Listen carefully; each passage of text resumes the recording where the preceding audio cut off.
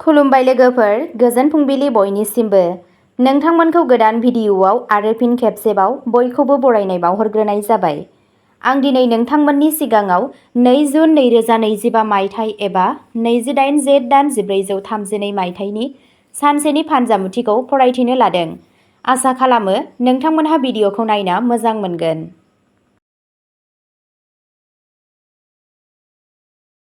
मेष राशि। न'आव मोनसे दुंहाव आबहावाया नोंथांखौ दुखु होनो हागौ। बेखौ दबथायनाया नोंथांनि देहायारि जेंनाफोरखौ बांहोनो हागौ। देहायारि हाबाफोरखौ बांहोनानै बेनिफ्राय उदां खालाम। गाज्रि थासारिनिफ्राय गोजानाव थानाया साबसिन। नोंथाङा सोरजों राङारि लेनदेन खालामगासिनो दं बेनि बागै सांग्रां जा। नोंथाङा नखरनि सोद्रोमाफोर आरो लोगोफोरजों सम बारहोनो थाखाय थोजासे सम मोनगोन। दिनै नोंथाङा रंजानायखौ मोनदांगोन। जुदि नोंथाङा दिनै दावबायगासिनो दं, अब्ला नोंथाङा नोंथांनि मुवा बेसादफोरखौ बांद्राय जोथोन लानांगोन। नोंथांनि जिउनि गासैबो जेंनाफोरखौ नेवसिनानै नोंनि पार्टनारआ नोंथांजों गसंफागोन।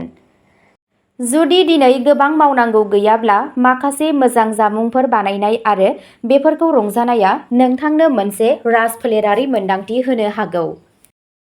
वृषभ राशि। दिनै गोदान हाबाफोराव नोंथांनि गोसो जानाया बांगोन, जाय नोंथांखौ माबा मोनसे गोदान सोलोंनो खाबु होगोन। नोंथांनि रांखान्थियारि थासारिया सिगांनिख्रुइ गोख्रोंसिन जागोन। नखरारि आबहावाया गोजोनथाव थागोन। नोंथाङा गथ'फोरजों पार्कआव थाबायनो थांगोन। नोंथांनि मोनसे जुनिया खामानिया आबुं जागोन। नोंथाङा मोजाङै मोनगोन। नोंथाङा मुलाम्फानि थाखाय गोबां खाबु मोनगोन। बेजों लोगोसे नोंथांनि कस्टआ थारैनो फिथाय होगोन। नोंथाङा मोनसे गोदान कन्टेक्टनिफ्राय मुलाम्फा जागोन। सिबसालिसा फराय आरो नोंथाङा नोंथांनि गथ'फोरनिफ्राय मदद मोनगोन। ध्यानआ बयनिख्रुइ साबसिन गोसोआरि मुलि जाय नोंथांनि आखा-फाखाथिखौ सोमोनांथावै बांहोनो हागौ। दिनै नोंथांनाव बेनि थाखाय सम दं। नोंथांनि दिनैनि खाफालगोनां दिगआ जादों सानजा, खाफालगोनां अनजिमाया जादों 7 आरो खाफालगोनां गाबआ जादों रेजें गोमो गाब। मिथुन राशि। बेयो रंजानायनि आरो नोंथांनि मोजां मोनसिननाय खामानिफोरखौ मावनायनि सान। नोंनि न'जों सोमोन्दो गोनां रां थिसननाया मुलाम्फा गोनां जागोन। नोंथाङा नखरनि गासैबो दाहारफोरखौ सुफुंनायाव जाफुंसारगोन। नोंनि आंगोआ नोंनि बाथ्रा साननानै सानखौ बारहोगोन। दिनै नोंथांनाव मानसिफोरखौ लोगो हमनो आरो नोंथांनि मोजां मोननाय खामानिफोरखौ मावनो थाखाय थोजासे उफ्रा सम दं। जुलि जानाय जिउआबो गोबां मुलाम्फाफोर दं आरो दिनै नोंथाङा बेफोरखौ रंजानो हागोन। खुलायै रोजाबनाय आरो गोहोगोरायै मोसानाया नोंथांखौ सप्तानि नारसिनथाय आरो मेंनायखौ जानगार खालामनायाव मदद होनो हागौ। नोंथांनि दिनैनि खाफालगोनां दिगआ जादों खोला, खाफालगोनां अनजिमाया जादों 9 आरो खाफालगोनां गाबआ जादों सना गाब। कर्क राशि। दिनै उफ्रा नाजानानै मावख'आव थालांनाय खामानिखौ फोजोबनाया जाथावना जागोन। नोंथाङा जायखिजाया रोखोमनि दावराव-दावसिफोराव बाहागो लानायनिफ्राय गोजानाव थानांगौ। दिनै नोंथाङा नोंथांनि सानस्रिफोराव गोमालांनो हागौ, जायनि जाहोनाव मोनसे जुनिया खाबुखौ खोमाना लानो हागौ। नखरनि सोद्रोमाफोरनि बिबुंथिया मोनसे थि खामानियाव नोंथांनि थाखाय मुलाम्फा गोनां जागोन। फालांगियाव नोंथाङा मुलाम्फाखौ नुगोन, नाथाय नोंथाङा नोंथांनि खरसाखौ सामलायनायाव लाखिनांगौ। दिनै नोंथाङा गावनि जिउ लोगोरिजों थानसालियाव थांगोन। गेदेरफोरनिफ्राय बोर ला आरो नोंथांनि साना साबसिन जागोन। नोंथांनि दिनैनि खाफालगोनां दिगआ जादों सा, खाफालगोनां अनजिमाया जादों 8 आरो खाफालगोनां गाबआ जादों गुफुर गाब। सिंह राशि। बे साना मुलाम्फा गोनां जागोन आरो नोंथाङा मोनसे गोजाम बेरामनिफ्राय जोबोद गोजोननाय मोनगोन। नोंथाङा रां आर्जिनो हायो जुदि नोंथाङा नोंथांनि दोनथुमनायखौ दोरोङारि राहाजों रां थिसनो। नोंथाङा नखरनि सोद्रोमाफोरजों माखासे जेंनाफोरजों मोगा-मोगि जानो हागौ, नाथाय बेखौ नोंथांनि गोसोआरि गोजोनखौ जेबो हेंथा होनो नाङा। नोंथाङा गावनि आंगोजों सम हगारनांगौ जाहाथे नोंसोर सानैबो गावजों-गाव साबसिनै बुजिनो आरो मोनथिनो हायो। नोंथांनि समायना आरो सुम्बुगारि सुबुंथिया बयनिबो गोसोखौ गोसो बोहोगोन। सासे गथ' एबा गेदेरनि सावस्रिजों सोमोन्दो थानाय आयदाफोरा खेंस्लायैनो नोंथांनि हाबा जानाय जिउआव गोहोम खोख्लैनो हागौ। नोंथांनि दिनैनि खाफाल गोनां दिगा जादों खोला सानजा, खाफाल गोनां अनजिमाया जादों 3 आरो खाफाल गोनां गाबा जादों चन्दननि गाब। कन्या राशि, दिनै नोंथांनि गोसोआ धोरोमारि हाबाफारिफोराव जागोन। हरखाबै सोरबा लोगोआ नोंथांनि न'आव फैनो हागौ। न'आव मोनसे रंजाथाव आबहावा सोरजिनो हागौ। नोंथाङा गथ'फोरजों शपिं खालामनो थांगोन, जेराव नोंथाङा गिलिर रेहाय मोनगोन। दिनै नोंथाङा मोनसे गोदान फालांगि जागायनो सानगोन, जेराव नोंथाङाबो जाफुंसारगोन। नोंथाङा नोंथांनि मावख'नि खामानिखौ फोजोबनो आबुङै आखा-फाखा जागोन।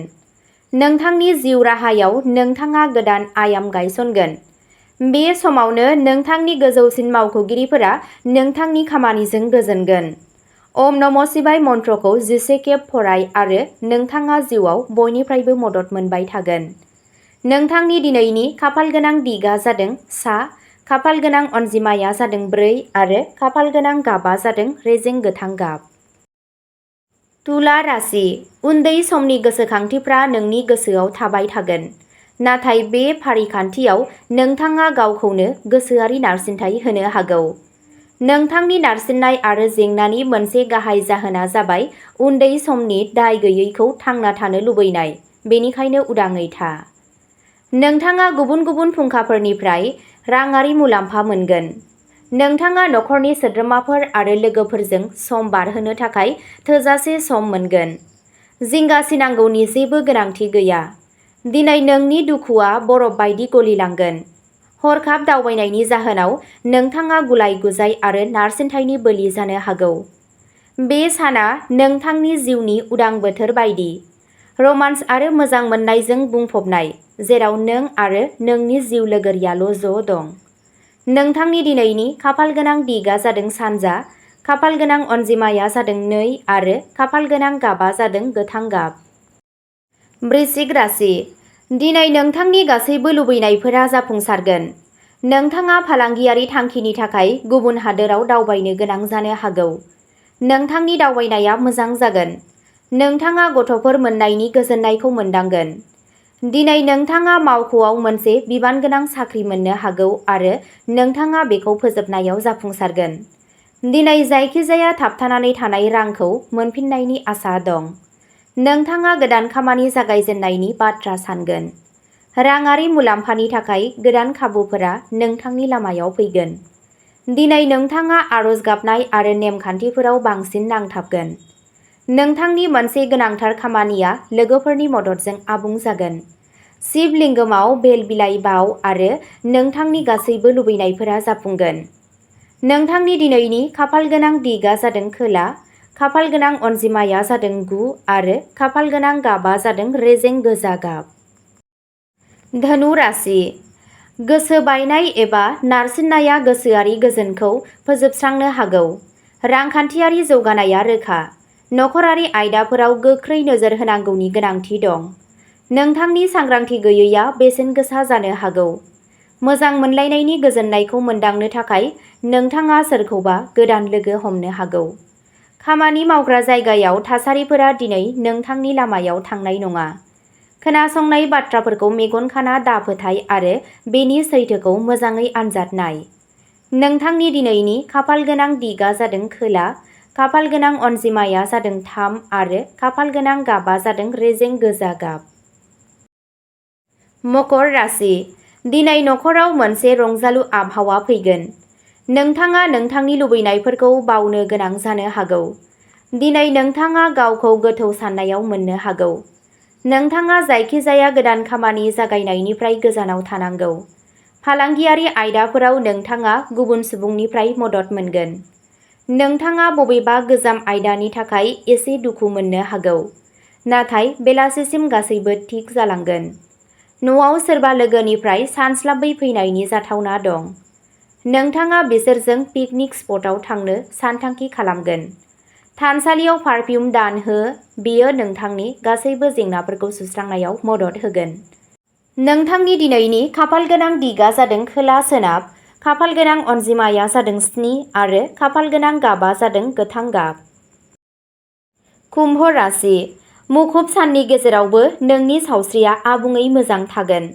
जुदि नोंथाङा दिनै गुबुननि खोथाखौ खोनासंनानै रां थिसनो अब्ला राङारि खहाया फ्राय रोखा। नखरनि सोद्रोमाफोरखौ सामलायनो आरो बिसोरनि खोथाखौ खोनासङैनि थाखाय नाङा-फाङा बाथ्रा दान्थेलायनाय जानो हागौ आरो नोंथाङा सोंखारिनायखौबो मोगा-मोगि जानो हागौ। नोंथांनि मेगना ओरैबायदि जोंबाय दि बिसोरो नोंथांनि अनजालुनि खोमसिसिन हरखौबो स्रां खालामनो हायो। जुदि नोंथांहा बायजोआव थांनो सानथांखि दं, अब्ला बेखौ जोबथा बुब्लियाव दोनथ'नो हागौ। नोंथाङा मोनदांगोन दि जुलिनि समाव होनाय गासैबो समायखिराफोरा सैथो। नोंनि जिउ लोगोरिया थारैनो नोंनि लोगो। नोंथांनि दिनैनि खाफालगोनां दिगआ जादों सोनाब, खाफालगोनां अनजिमाया जादों 1 आरो खाफालगोनां गाबआ जादों गोमो गाब। मीन राशि। दिनै नोंथांनि गोसोआव फालांगियारि आयदाफोरनि सायाव गोदान सानस्रिफोर फैगोन। सुबुंफोरा नोंथांनि बिबुंथिखौ गनायगोन। नखराव मोनसे गोजोन आबहावा थागोन। गथ'फोरनि सोमोन्दै नोंथाङा माखासे मोजां खौरां मोनगोन। नोंथाङा मोनसे जेंनानि मोनसे गोरलै राहा मोनगोन। दाहार होनाय आरो दाहार लानायनि बेलायाव सासे गेदेरनि बिबुंथिखौ लानाया मोजां जायो। बेयो नोंनि थाखाय साबसिन जागोन। नोंथांनि जिउ लोगोरिनि दावबायनाया नोंथांनि हाबा जानाय जिउआव गोदै लाबोगोन। नोंथाङा समाजारि हाबायावबो जोबोद जाफुंसार जागोन। इसोर शिबनि खाथियाव आरज गाब आरो नोंथाङा मुलाम्फानि खाबु मोनगोन। सोरबा सानस्लाबै आलासि सौफैनाया नोंथांनि सानखौ दिहुननो हायै खालामनो हागौ। नोंथांनि दिनैनि खाफालगोनां दिगआ जादों सोनाब, खाफालगोनां अनजिमाया जादों 5 आरो खाफालगोनां गाबआ जादों रुफानि गाब। अब्ला दिनैनि भिडिअ'आ एसेनोसै। नोंथांमोनहा बेबादिनो सानफ्रोमबो फुंबिलि समाव राशि बायदियै सानफ्रोमबोनि फानजामुथिखौ मिथिनो थाखाय चेनेलखौ साबस्क्राइब खालामनानै लादो आरो भिडिअ'खौ नायनानै मोजां मोनदोंब्ला अन्नानै लाइक, शेयार आरो कमेन्टबो खालामनानै होलांब्लानो जाबाय। गोजोन्थों।